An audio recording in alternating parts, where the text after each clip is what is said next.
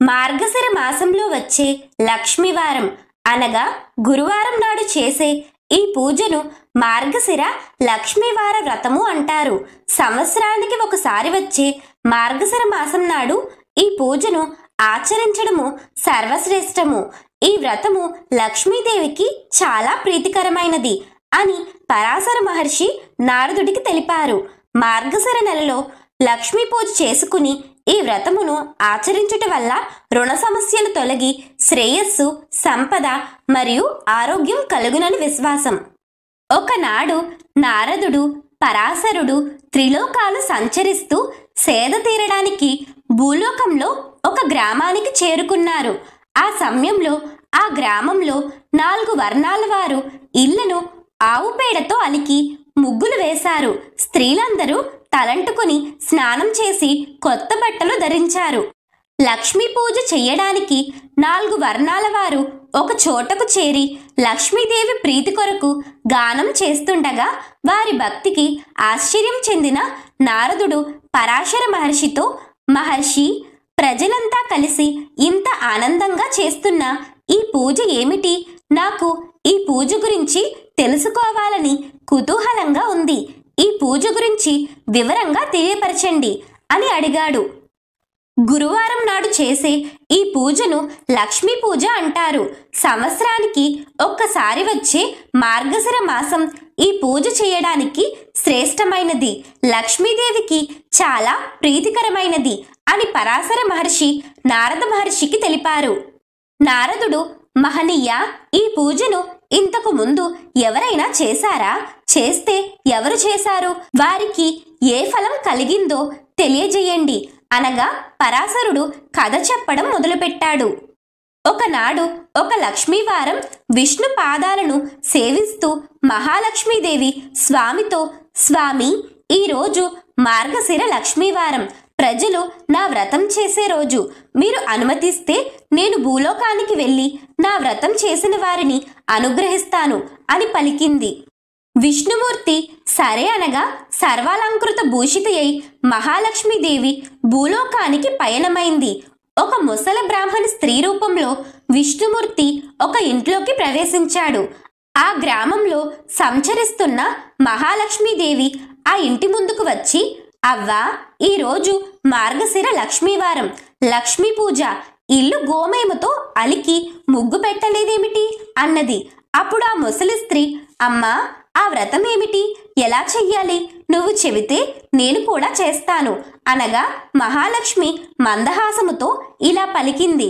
మార్గశిర గురువారం ఉదయమే నిద్రలేచి ఇల్లు గోమయముతో అలికి ముగ్గులు పెట్టి లక్ష్మీదేవి పాదముద్రలను ముగ్గుతో వెయ్యాలి. కొత్త కొలత పాత్రను తెచ్చి కడిగి ఎండబెట్టాలి. దానిని వివిధ రకాలైన ముగ్గులతో, బొమ్మలతో అందంగా అలంకరించాలి. శుచిగా స్నానం చేసి ఒక పీటను తీసుకుని దానిని కడిగి దాని మీద కొత్త ధాన్యం పోయాలి. దాని మీద కొలత పాత్రను ఉంచి పసుపు నీటితో కడిగిన పోక చొక్క వక్కను ఉంచాలి. తెల్ల ధాన్యాన్ని ఈ కొలత మాసంలో కొలవాలి. మనసులో కోరికను చెప్పుకుని కొద్దిగా తెల్లధాన్యాన్ని కొలత పాత్ర మీద పొయ్యాలి. ఎరుపు రంగు వస్త్రాన్ని దాని మీద ఉంచి ఎర్రని పూలతో పూజించి శ్రీ మహాలక్ష్మిని తలుచుకుని దీపారాధన చెయ్యాలి. మొదట పాలు నైవేద్యంగా పెట్టాలి. తరువాత నూనె వాడకుండా నేతితో చేసిన పిండి వంటలను మాత్రమే నైవేద్యంగా పెట్టాలి. ఇది ఒక విధానం అని అమ్మవారు చెప్పి లక్ష్మీదేవి ఆ అవ్వతో రెండవ విధానం చెప్పటం మొదలుపెట్టారు. రెండవ విధానం చాలా సులభమైనది. మార్గశిర శుద్ధ దశమి తిథి గురువారం వచ్చిన రోజున నిష్ఠతో ఈ వ్రతాన్ని చేస్తే తప్పక సిరి వస్తుంది. ఈ వ్రతం చేసి నైవేద్యం పంచిపెడితే లక్ష్మీ కటాక్షం లభిస్తుంది. మనస్సు నిర్మలంగా ఉంచుకుని 10 మందిని పిలిచి ఈ వ్రతం చెయ్యాలి. పసుపు, కుంకుమలు పంచిపెడితే ఆ ఇంట లక్ష్మీదేవి నిలుస్తుంది అని అమ్మవారు ఆ అవ్వకు చెబుతుంది. ఈ వ్రతం మాత్రమే కాదు, మరికొన్ని ఆచరించాలి అవ్వ. గురువారం ఉదయమే లేచి పొయ్యిలో బూడిద తీయకపోయినా ఇల్లు వాకిలి తొడవకపోయినా ఆ ఇంట లక్ష్మి నిలవదు. ఏ స్త్రీ గురువారం శుచిగా మడి వస్త్రం ధరించి వంట చేసి పూజ చేస్తుందో ఆ ఇంట లక్ష్మీదేవి స్థిరంగా ఉంటుంది. ఏ స్త్రీ గురువారం నాడు పిల్లలను తిడుతుందో కొడుతుందో, ఇల్లు వాకిలి చెమ్మదో, అంట్లు కడగదో ఆ ఇంట ఒక్క క్షణం కూడా లక్ష్మీదేవి నిలవదు. ఏ స్త్రీ సాయంకాల వేళ గడపకు రెండు వైపులా దీపాలు ఉంచదో ఆ ఇంట లక్ష్మీదేవి నిలవదు. అంతేకాదు ఆ ఇంట ధనానికి సంతానానికి హాని కలుగుతుంది. అదేవిధంగా గురువారం నాడు ఉడకని పదార్థాలు, నిషిద్ధ పదార్థాలు తినే ఇంట, అశుభ్ర ప్రదేశాలలో తిరగటం, అత్తామామలను దూషించటం, సేవించకపోవటం చేసే స్త్రీ ఇంట లక్ష్మీదేవి పాదం కూడా మోపదు. భోజనముకు ముందు తర్వాత కాళ్ళు చేతులు ముఖము కడగని వారి ఇంట లక్ష్మీదేవి కనిపించదు. ఇతరులతో మాట్లాడుతూ ప్రతి మాటకు ఏ స్త్రీ అకారణంగా అసందర్భంగా గట్టిగా నవ్వుతుందో అక్కడ లక్ష్మీదేవి నివసించదు. ఏ స్త్రీ అందరి చేత అభిమానింపబడుతుందో గౌరవింపబడుతుందో అక్కడ లక్ష్మీదేవి నివసిస్తుంది. ఏ స్త్రీ గురువారం దాన ధర్మాలు పూజలు చెయ్యదో, భర్తతో గొడవ పడుతుందో ఆ స్త్రీ ఇంట లక్ష్మీదేవి నిలవదు. గురువారం అమావాస్య సంక్రాంతి తిథులలో నిషిద్ధ పదార్థాలను తినే స్త్రీ యమపురికి చేరును. ఈ 3 తిథులలో నిషిద్ధ పదార్థములను తినకుండా ఏ స్త్రీ అయితే ఉంటుందో లేదా నక్తవ్రతం చేసి లక్ష్మీదేవతను పూజిస్తుందో ఆ స్త్రీ ఇల్లు ధనధాన్యాలతో పుత్ర పౌత్రాదులతో వర్ధిల్లుతుంది. భుజించే సమయంలో పడమర దక్షిణ దిక్కులకు కూర్చుని భోజనం చెయ్యకూడదు. అలాగే నిత్యం దీపారాధన చెయ్యకుండా ఇంట్లో భోజనం చేయడం తగదు. చీకటి పడిన తరువాత తలకు నూనె రాయకూడదు. కట్టి విప్పిన బట్టలు, మురికిగా ఉన్న బట్టలను ఎక్కడ పడితే అక్కడ పడవేయడమే పెద్ద దరిద్రము. భర్త అనుమతి తీసుకోకుండా అందరి ఇంటికి తిరిగే స్త్రీ ఇంట దైవమందు బ్రాహ్మణుని యందు భక్తి విశ్వాసాలు లేనటువంటి పూజలు చెయ్యనటువంటి స్త్రీలు ఉన్న ఇంటికి లక్ష్మీదేవి రాదు. నిత్యం దరిద్రం ఆ ఇంట తాండవిస్తుంది అని లక్ష్మీదేవి ఆ ముసలి బ్రాహ్మణ స్త్రీకి వివరించింది. ఆ గ్రామంలో ప్రతి ఇంటిని చూసి రావడానికి బయలుదేరింది. ఆ సమయానికి గ్రామంలో ఉన్న స్త్రీలంతా నిద్రలోనే ఉండటం చూసి లక్ష్మీదేవి ఆశ్చర్యపోయింది. ఆ ఊరి చివరకు వెళ్ళింది. అక్కడ ఓ పేద స్త్రీ ప్రతిరోజు ఇల్లును గోమయముతో అలికి ముగ్గులు పెట్టేది. బియ్యపు పిండితో ముగ్గేసేది. లక్ష్మీదేవి పాదముద్రలను వేసి లక్ష్మీదేవి విగ్రహం వద్ద నిత్యం దీపం పెట్టి ధూపం వేసి నైవేద్యాలు పెట్టి పద్మాసనంలో కూర్చుని నిత్యం లక్ష్మీదేవిని ఆరాధించేది. ఆ పేద స్త్రీ భక్తికి మెచ్చిన మహాలక్ష్మి ఆమె ఇంట పాదాలు మోపింది. ఓ భక్తురాలా, నీ భక్తికి మెచ్చాను, వరం కోరుకో, ప్రసాదిస్తాను అని పలికింది. సాక్షాత్ లక్ష్మీదేవిని చూడటంతో ఆ స్త్రీకి నోటమాట రాక ఏ కోరిక కోరలేదు. అప్పుడు లక్ష్మీదేవి, నీవు కోరకుండానే నేను వరాలు ఇస్తున్నాను. నీవు మరణించే వరకు సకల సంపదలను అనుభవిస్తావు. మరణం తర్వాత వైకుంఠానికి చేరుతావు అని వరాలిచ్చింది. నా వ్రతం విడవకుండా చెయ్యి, విష్ణుమూర్తి అనుగ్రహం కూడా కలుగుతుంది అని పలికింది. మహాలక్ష్మి చెప్పిన విధంగానే ఆ స్త్రీ లక్ష్మీదేవిని నిత్యం పూజించి సకల సంపదలు భోగభాగ్యాలు 5 కుమారులతో ఆనందంగా గడిపింది అంటూ మహర్షి పరాశరుడు నారద మునీంద్రుల వారితో ఈ కథ చెప్పారు. పూర్వం కాళింగ దేశమందు ఒక బ్రాహ్మణుడు కలడు. అతనికి సుశీల అను ఒక కూతురు కలదు. ఆమె చిన్నతనములో కన్నతల్లి కాలము చేసిన తర్వాత తన తండ్రి వేరొక వివాహము చేసుకొనెను. వచ్చిన ఆ సవతి తల్లి సుశీలతో ఇంటి పనులు చేయించుచు తాను విశ్రాంతి తీసుకొనిచుండెను. కాలక్రమములో సుశీల సవతి తల్లికి ఒక పిల్లవాడు జన్మించాడు. ప్రతిరోజు ఆ పిల్లవాడిని కూడా ఆడించమని సుశీలను పురమాయించి బదులుగా ఒక చిన్న బెల్లపు ముక్క తినమని ఇస్తూ ఉండేది సుశీల సవతి తల్లి. ఇంటి పనులు చేయుచు శిశువుతో కష్టపడుచున్న సుశీల స్థితికి విచారించి ఇరుగు పొరుగువారు ఆమెను శ్రీ మహాలక్ష్మీదేవిని ఆరాధింపుమని మార్గశిర లక్ష్మీ పూజ చేయుమని చెప్పిరి. ఆ మాట వినిన సుశీల మట్టితో శ్రీ మహాలక్ష్మి యొక్క బొమ్మను చేసి తన కన్నతల్లి వలె భావించి నిత్యము జిల్లేడు పూలతోనూ ఆకులతోనూ పూజించుచుండెను. తన సవతి తల్లి ఇచ్చిన బెల్లపు ముక్కను అమ్మవారికి నివేదన చేయుచుండెను.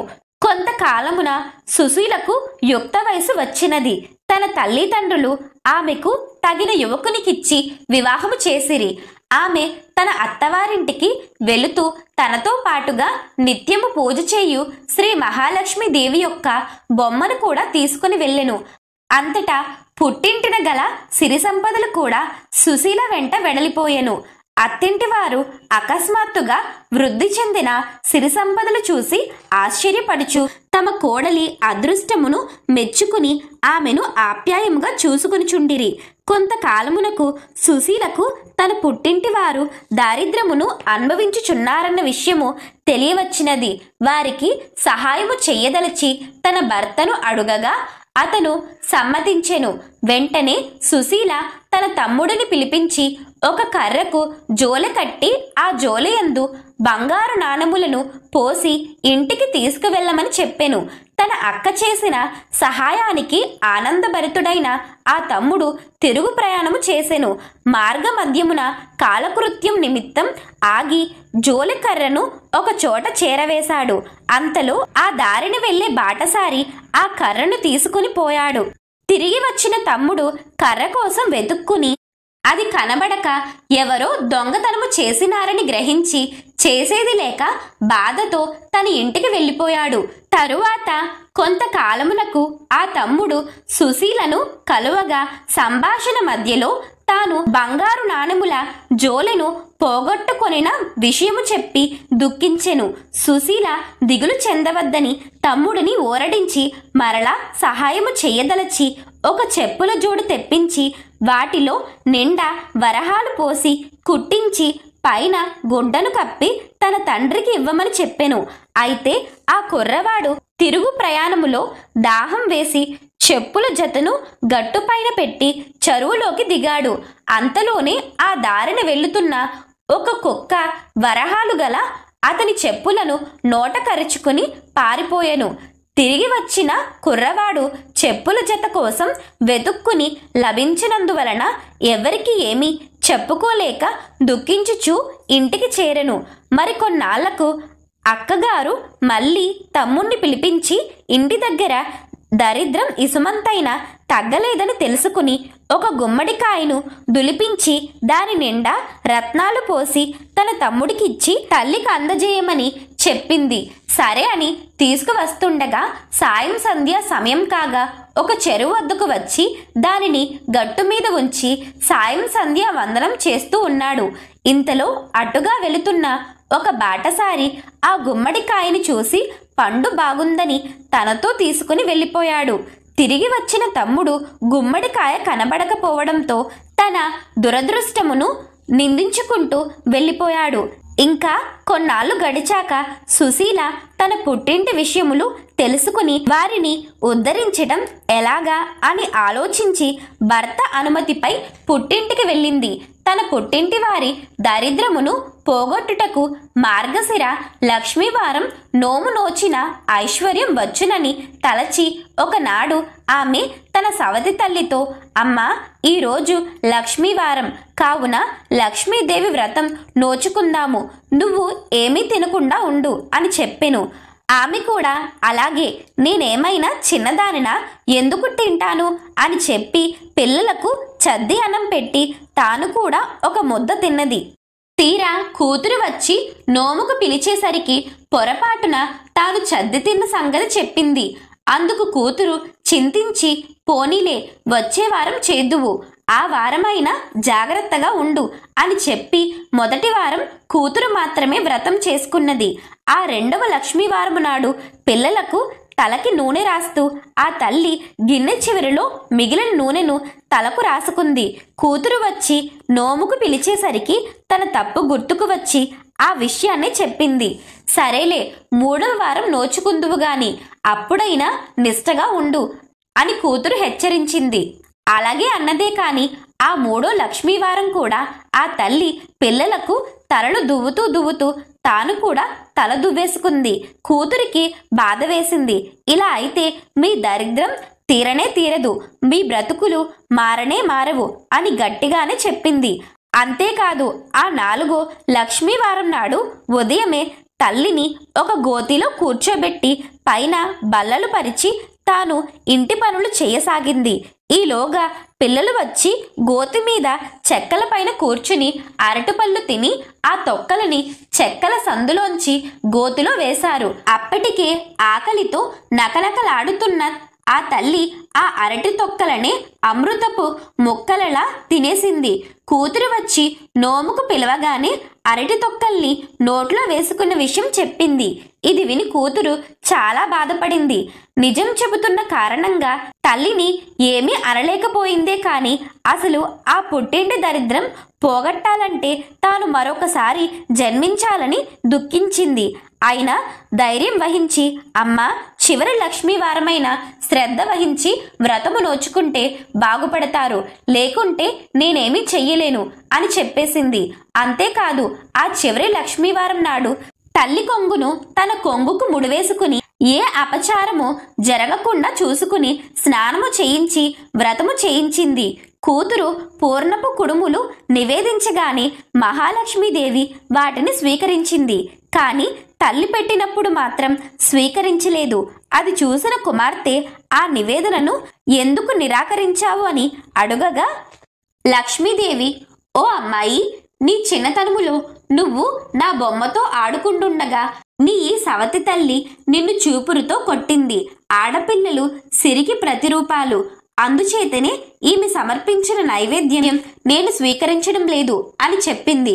అప్పుడు ఆ కూతురు లక్ష్మీదేవికి క్షమాపణ చెప్పి తల్లి చేత కూడా క్షమాపణ చెప్పించగా లక్ష్మీదేవి ప్రసన్నురాలై నైవేద్యాన్ని స్వీకరించి వారి ఇరువురి ఇంట సుఖ సంపదలు వృద్ధి చెందగలవని వరము ఇచ్చెను. ఆ ప్రభావమున తన సవతి తల్లి ఇంట సంపదలు క్రమముగా వృద్ధి చెందసాగెను. అటు పిమ్మట ప్రతి సంవత్సరము వచ్చు మార్గశిర మాసమున 5 లక్ష్మీవారములు నియమనిష్టలతో శ్రీ మహాలక్ష్మి పూజ చేసి తమ విభవము కొలది పరమాన్నము, పులగము, బూరెలు, అప్పాలు మొదలగు వాటిని నివేదనము చేయుచు వారిరువురి కుటుంబములు సుఖ సంపదలతో ఆనందముగా నుండిరి.